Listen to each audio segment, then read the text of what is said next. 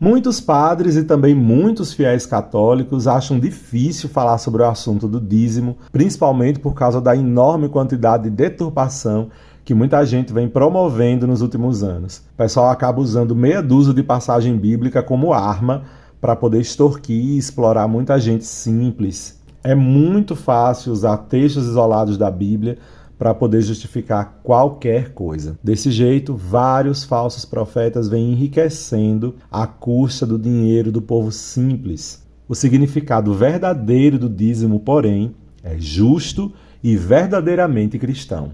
Para a gente conhecer tudo sobre o dízimo e para que a gente entenda as coisas importantes para a nossa fé e para a nossa igreja, o nosso episódio de hoje vai falar muito bem sobre o dízimo. Vem com a gente, você está no podcast Vamos Juntos! Vamos juntos! Vamos juntos! Vamos juntos! Vamos juntos! Vamos juntos! Vamos Vamos juntos! juntos! Vamos juntos! Vamos juntos! Vamos juntos! Vamos juntos! Vamos juntos! Vamos juntos! Vamos juntos! Vamos juntos!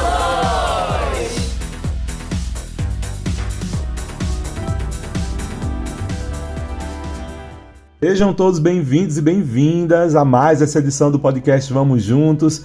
Com alegria que eu te acolho aqui nesse espaço para a gente crescer muito. Eu sou o Padre Neto, salesiano de Dom Bosco, e quero já começar falando para vocês, pelo amor de Deus, nosso assunto de hoje, embora possa parecer polêmico, é muito de boa, basta a gente poder abrir um pouquinho o nosso coração, o nosso entendimento, que a gente vai compreender tudo da melhor forma. Vocês já viram aí, já falei para vocês, o tema do nosso episódio de hoje é o dízimo, mas quero fazer aquele lembrete, né? Já vai curtindo esse episódio aí, compartilhando com quem você puder, comenta aí nos comentários desse episódio o que é que você acha sobre o dízimo. No final deste episódio a gente vai falar um pouco mais, e aí então você coloca mais um comentário para dizer se você entendia realmente o que a gente tinha falado, se era aquilo mesmo, se foi uma novidade, tá bom? Compartilha com quem você puder sobre esse assunto. É muito importante que todo mundo tenha o pleno conhecimento do que realmente é o dízimo, para a gente não ficar aí gerando um monte de confusão e ficar perdido em nosso entendimento sobre a igreja, tá bom? Então, vamos logo responder a pergunta principal. O que é dízimo?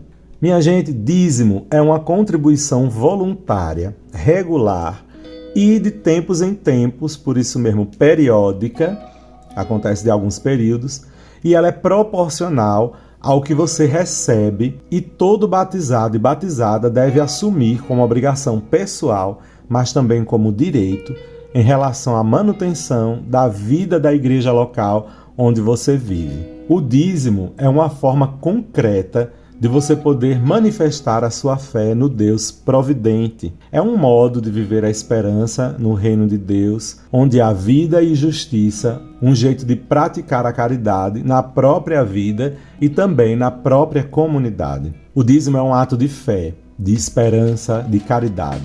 Pelo dízimo, a gente pode viver essas três importantes virtudes cristãs, chamadas de virtudes teologais. Inclusive, a gente já falou sobre essas virtudes em alguns episódios anteriores do nosso podcast Vamos Juntos, já que essas virtudes nos aproximam de Deus, agora sim de maneira muito direta. O dízimo é um compromisso que cada cristão e cristã devem assumir.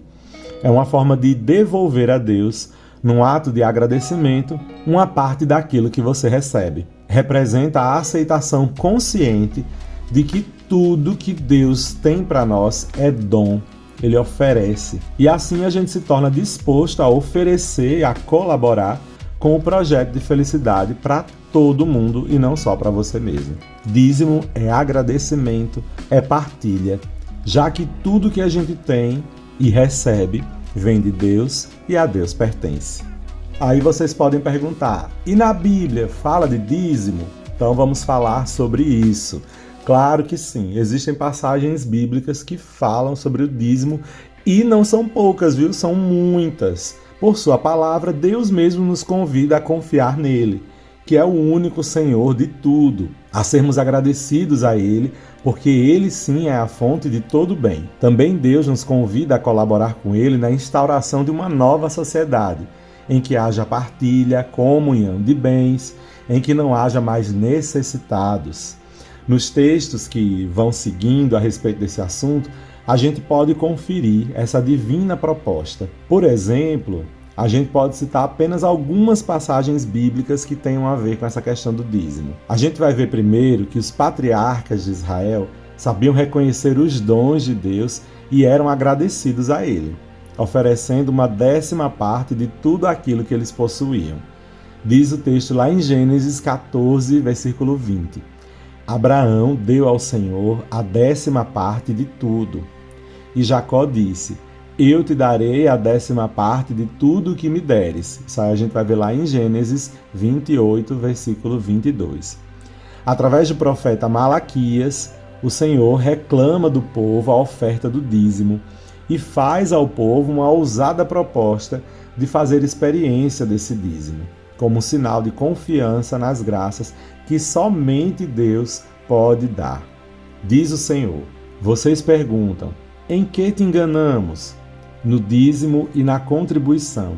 Vocês estão ameaçados de maldição, e mesmo assim estão me enganando, vocês e a nação inteira. Tragam o dízimo completo para o cofre do templo, para que haja alimento para o meu templo. Façam essa experiência comigo. Vocês hão de ver, então, que abrirei as comportas do céu e derramarei sobre vocês as minhas bênçãos de fartura. Isso está lá no livro de Malaquias, capítulo 3, versículos de 8 a 10. E quanto é que finalmente a gente tem que dar no dízimo? Pelo próprio nome, a gente já está meio que entendendo, o dízimo vem do termo 10, a gente já viu os textos bíblicos aí que se antecederam à 10ª, né? Bom, o que a gente tem que oferecer a Deus é aquilo que o nosso coração mandar e o que a nossa consciência também falar. O próprio apóstolo Paulo, nosso querido São Paulo, escreveu desse jeito: dê cada um conforme o impulso do seu coração, sem tristeza nem constrangimento. Deus ama a quem dá com alegria. Isso está em 2 Coríntios, capítulo 9, versículo 7. Os israelitas davam 10% daquilo que colhiam da terra e do trabalho. Daí é que vem a palavra dízimo, que significa 10ª. 10% daquilo que se ganhava. Veja como Deus é bom. Ele lhe dá tudo. Deixa 9 partes para você poder fazer o que quiser e precisar com ela.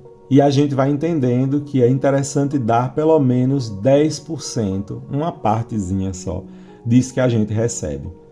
Assim, todo mundo é convidado a ofertar de fato a 10ª. Mas é importante a gente perceber o seguinte: dízimo não é esmola, também não é sobra, não é migalha, porque a gente sabe que Deus não precisa de nada. Deus é onipotente, por que ele vai precisar de alguma coisa? Não precisa de nada. A única coisa que a gente se sente impelido, convidado a oferecer a Deus é a nossa gratidão. Ele quer que a gente dê com alegria e reconhecendo a nossa liberdade em fazer isso. O que se dá com alegria faz bem àquele que dá e àquele que recebe. E o termo dízimo, quando a gente vai entregar a Deus, a gente não vai entregar a pessoa de Deus porque ele está lá no céu precisando do dinheiro da gente. Não é isso. O dízimo que a gente entrega na igreja, ele tem uma função de ajudar o reino de Deus. Assim a gente está ofertando a Deus. Então vamos continuar com a nossa reflexão. Deus quer, pelo que a gente vê no texto bíblico, que a gente ofereça o dízimo com alegria e com liberdade. Embora a palavra dízimo tenha um significado de 10ª ou 10%, cada pessoa, como a gente viu já segundo São Paulo, deve dar livremente aquilo que puder, segundo os impulsos do seu coração, sem tristeza e nem constrangimento, seja qual for o percentual dos ganhos que a gente tiver. A gente deve destinar o dízimo para ser entregue para a comunidade que a gente mora. No entanto, a experiência tem comprovado que aqueles que, num passo de confiança nas promessas de Deus, optam pelo dízimo integral, ou seja, realmente 10% de tudo que ganha, não se arrependem de fazer isso e nem sentiram tanta falta desse dinheiro no seu orçamento. Ao contrário, esse pessoal tem se sentido mais abençoado do que antes. Há muitos dizimistas que dão esse testemunho, porque o dízimo é um ato de fé em Deus. que não deixa na mão aqueles que confiam nele. De qualquer jeito, cada dizimista deve se sentir livre diante de Deus para fixar o percentual da sua contribuição. O dizimista não deve se preocupar com o que sai do seu bolso, mas com o que sai do seu coração, se é muito ou pouco a Deus e a sua comunidade. É importante a gente prestar bem atenção sobre tudo isso, gente. O dízimo que a gente oferta na igreja não deve ser uma barganha. Como eu falei aqui, o que a gente deve dar de dízimo deve ser aquilo que cabe no nosso orçamento, que a nossa consciência não acusa enquanto algo errado. Preste atenção. Esse dízimo eu devo dar de quanto em quanto tempo? Mensal, bimestral, anual? Bom, em princípio, o dízimo deve ser oferecido cada vez que se recebe o salário, ou então uma doação, ou o resultado de uma venda importante. De todo jeito, a gente pode dizer que a oferta do dízimo deve ser então mensal. Assim, como você recebe o seu salário todo mês, também dessa mensalidade deveria fazer parte um pedacinho dela para o dízimo. Por isso é necessário a gente se educar para fazer essa mensalidade do dízimo acontecer. A contribuição mensal de cada dizimista favorece também a organização da pastoral do dízimo na comunidade. Sabendo o quanto se recebe mensalmente de dízimo, a igreja pode fazer os seus orçamentos e previsões, bem como pode prestar contas regulares à comunidade e também à diocese. E só para a gente diferenciar bem uma coisa, tem algo que é dízimo e tem algo que é oferta, tá? Então, preste atenção. O dízimo, como a gente já falou, pode ser entregue mensalmente, mas a oferta já são outras coisas, doações espontâneas, assim. Essas doações, essas ofertas, elas podem ser dadas de maneira espontânea e também elas ajudam, sim, e muito na vida da comunidade. Mas nesse caso não existe regularidade, como é no caso do dízimo. Você pode doar na hora de um ofertório, durante a missa, ou fazer depósito nas caixas de coleta que tem lá na igreja, mas não se trata de um compromisso fixo assumido com Deus, e sim uma manifestação de amor e de confiança que você pode ofertar. Cada vez mais católicos têm se conscientizado, graças a Deus, da importância do dízimo e também das ofertas. É bom encontrar as igrejas limpas, né? Bem equipadas, com tudo funcionando bem. Mas, infelizmente, muitos esquecem de que, para isso, todos precisam colaborar. Assim também, nós temos muitas pessoas e muitas famílias que dependem, muitas vezes, das comunidades para poder viver. Então, aí elas querem sempre contar com uma cesta básica, um dinheiro para a gente comprar um remédio, uma coisa ou outra. Sempre aparece alguém precisando. E se a igreja não ajuda no bem do seu povo, então de que está servindo a prática da caridade da igreja? A gente não está praticando caridade, não está cuidando de ninguém, então está faltando ser cristão 100%, né? E a igreja não pode dar esse contra-testemunho. Então o dinheiro do dízimo e das ofertas e das doações espontâneas também se tornam importantes nesse caso. No entanto, infelizmente, muita gente acaba se esquecendo de que para que a igreja esteja limpa e para que a comunidade possa fazer doação e cuidar dos outros, a gente precisa todo mundo colaborar. Nós somos a família de Deus e cada templo da igreja é a casa de todo mundo. A igreja conta, então, com o seu desejo de viver em Cristo, de assumir de fato o papel e a missão de ser, junto com seus irmãos de fé, membros do mesmo corpo. E sabe por que para muita gente é tão difícil oferecer o dízimo? Bom, minha gente, a gente vive numa sociedade em que o dinheiro e o lucro ocupam um lugar de Deus e das pessoas. Muitas e muitas vezes. Nós já falamos sobre esse assunto aqui algumas vezes no nosso podcast. Jesus Cristo, então, vai nos advertir que é impossível servir a dois senhores, adorando ao mesmo tempo a Deus e ao dinheiro. A gente vê isso lá em Lucas, capítulo 16, versículo 13. Mesmo assim, ainda há cristãos que seguem a proposta do mundo.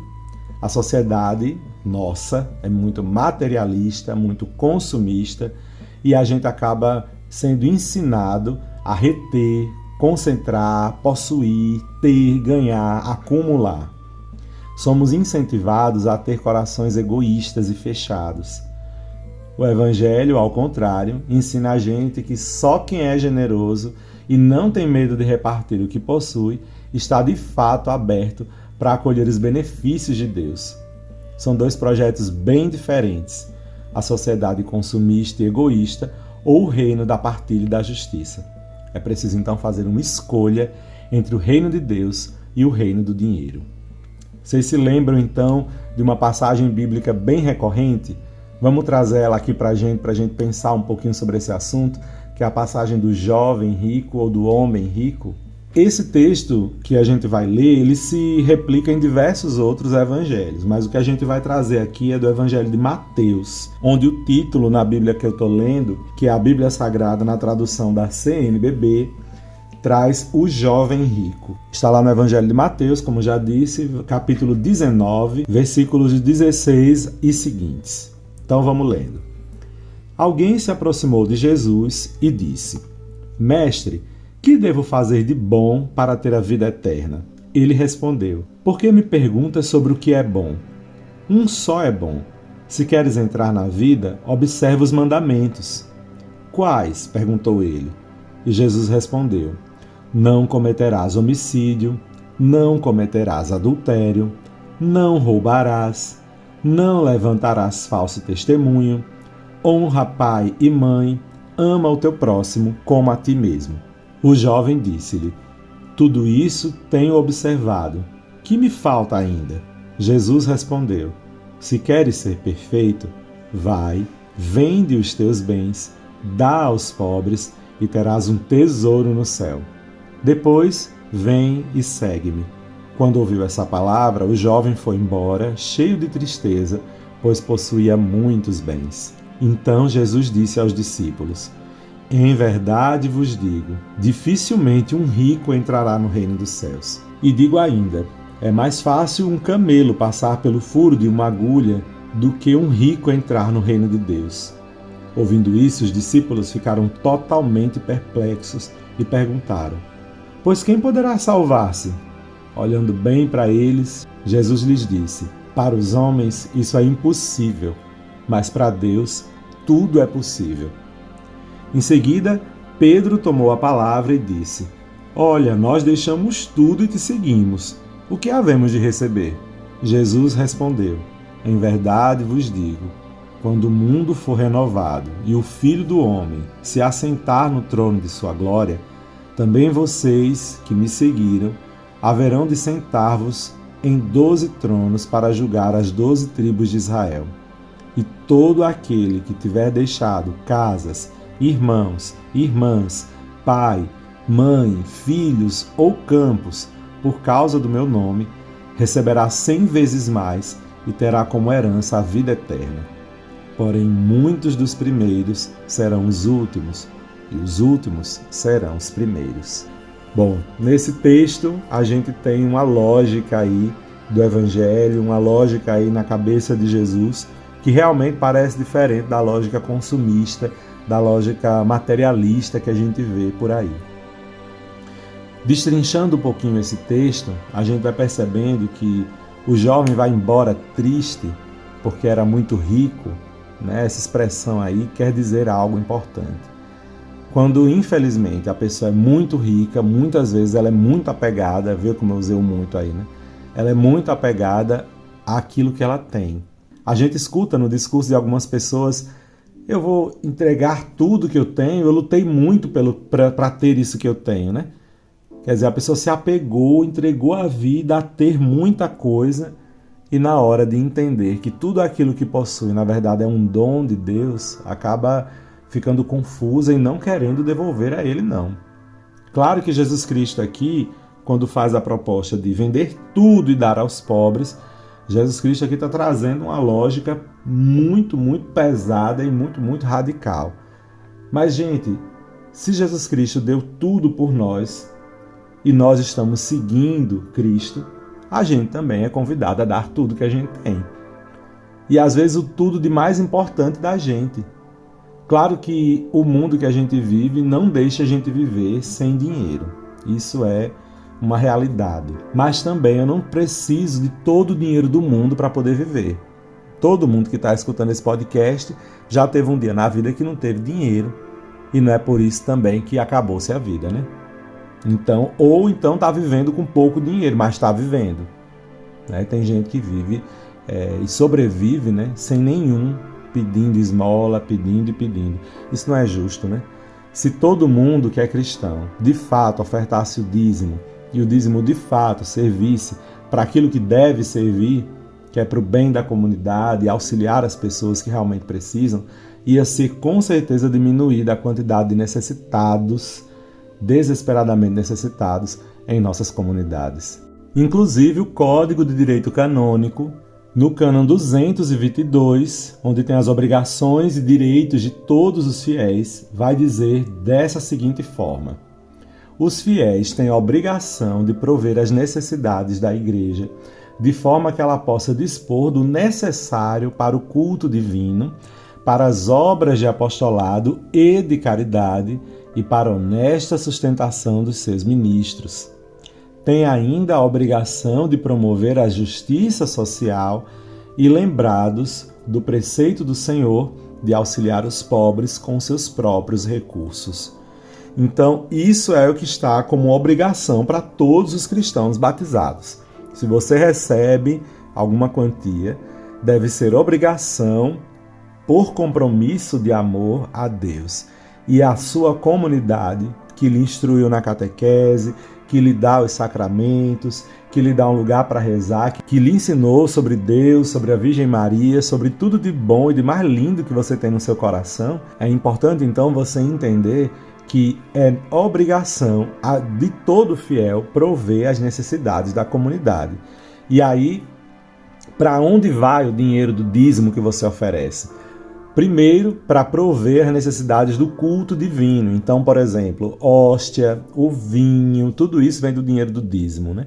As toalhas do altar, arrumar as flores da igreja, aquilo tudo bonito que é importante. O som da igreja, porque a gente não vai ficar no grito, né? Não tem condição. Às vezes o padre tem vozeirão, é preparado, tem técnica, mas não é todo mundo que tem. Então também para as obras de apostolado, vamos fazer uma missão, vamos fazer o folhetinho da comunidade, de onde vem o dinheiro para imprimir tudo isso? Olha lá de onde vem, do dízimo. Também as obras de caridade e também para a honesta sustentação dos seus ministros.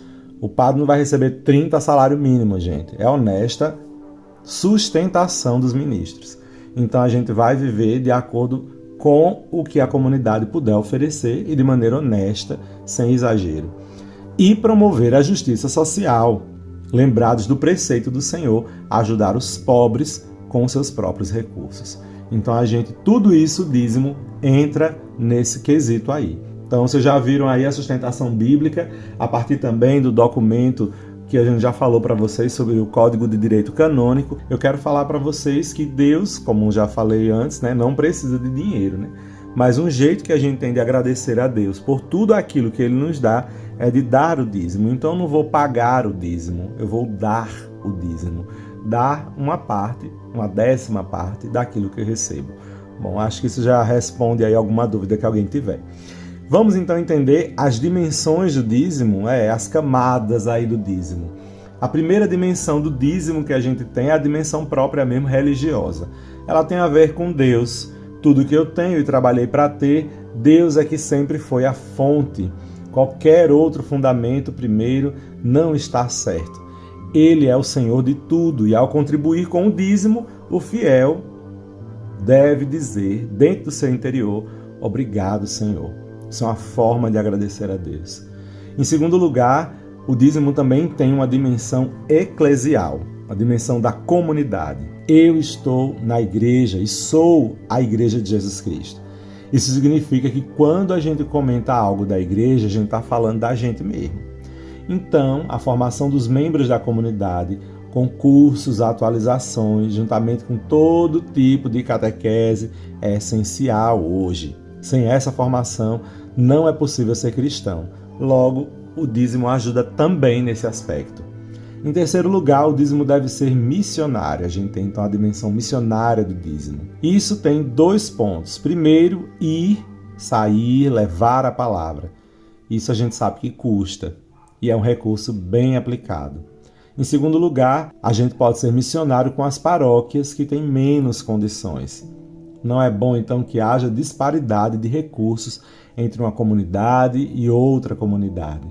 E aí o dízimo também entra para ajudar nessa equidade financeira das comunidades e das paróquias. Em quarto lugar, a gente tem a dimensão caritativa, que se manifesta no cuidado com as pessoas mais pobres por parte da comunidade. Os primeiros cristãos diziam: entre eles ninguém passava necessidade. Isso aí a gente vê em Atos dos Apóstolos, capítulo 4, versículo 34. Esse cuidado pastoral com os necessitados é profundamente evangélico, como a gente leu também lá no cânone 222 do Código de Direito Canônico, e nunca deve ser esquecido. Deve-se, então, prever no orçamento anual esse gasto também paroquial. Qual a quantia que a paróquia vai ajudar os mais pobres da nossa comunidade? Enfim, minha gente, todos os recursos vindos da contribuição com o dízimo servem também para manutenção e conservação de todos os bens da comunidade. A própria igreja, o salão, a casa do padre, os carros que as comunidades tiverem, os itens todos, inclusive funcionários. E nós vamos encerrando então esse podcast, essa mensagem sobre o dízimo, essa fala sobre o dízimo, pedindo que você aceite o chamado de Deus e diga sim a esse compromisso de levar adiante os trabalhos evangelizadores da sua comunidade paroquial. Informe-se bem como se tornar um dizimista e faça bem a sua parte. Dê cada um conforme o impulso do seu coração, sem tristeza e sem constrangimento, porque Deus ama quem dá com alegria, como diz 2 Coríntios, capítulo 9, versículo 7. Estamos então combinados assim. A partir de agora, todo mundo já está entendendo um pouquinho mais sobre o dízimo. Não custa nada procurar a secretaria paroquial e saber como é que eu posso fazer para ser dizimista. Isso não cabe somente para as pessoas casadas, adultas, mais velhas, não. Também serve para você, viu, jovem, que está estagiando, que está recebendo seu salário. Você mesmo, que ajuda aí no grupo jovem, que está sempre atuando, que está direto tocando na missa, gastando aí a energia das comunidades, ensaiando. Pois é, ajude também com o salário que você recebe, um pouquinho, não vai acabar com sua vida, não vai destruir nada, pelo contrário.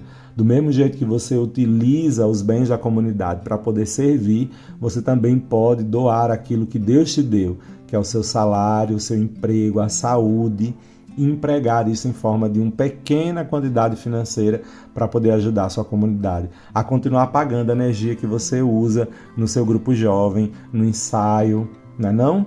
Então esse episódio é para conscientização de todo mundo e na sua comunidade paroquial, doe o seu dízimo. Ali onde você foi educado na fé, onde seus filhos ou seus pais foram educados na fé, é o lugar primeiro onde a gente tem que fazer esse dever. Dever de casa, de ajudar, de ser verdadeiramente comunitário, cristão, como Cristo nos pede, tá bom?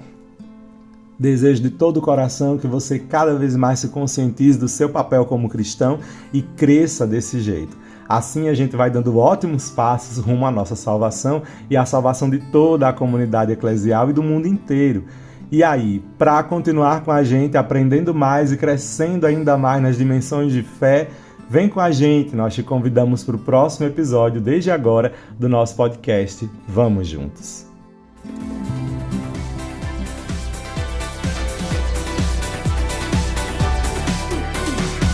Esse podcast é uma iniciativa da AJS Caetés e Inspetoria Salesiana São Luís Gonzaga.